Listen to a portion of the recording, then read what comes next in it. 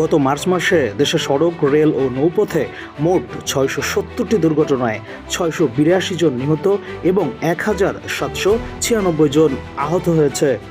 এর মধ্যে শুধু সড়ক দুর্ঘটনাই ঘটেছে ৬১৬টি, যাতে প্রাণ হারিয়েছে ৬১৯ জন এবং আহত হয়েছে ১,৫৪৮ জন।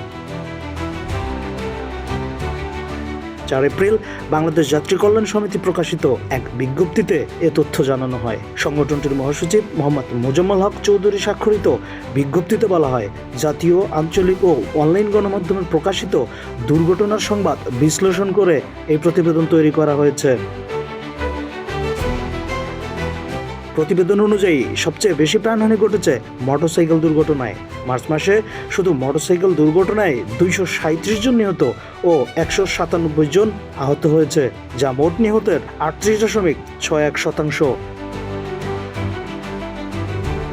অঞ্চলভিত্তিক বিশ্লেষণে দেখা যায়, ঢাকা বিভাগে সবচেয়ে বেশি সড়ক দুর্ঘটনা ঘটেছে।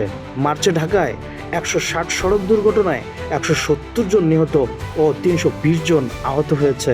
এদিকে মার্চে সবচেয়ে কম দুর্ঘটনা ঘটেছে বরিশাল বিভাগে।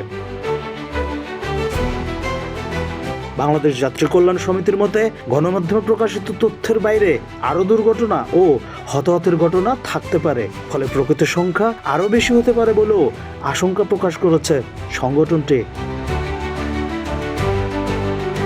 Desk report, the financial express.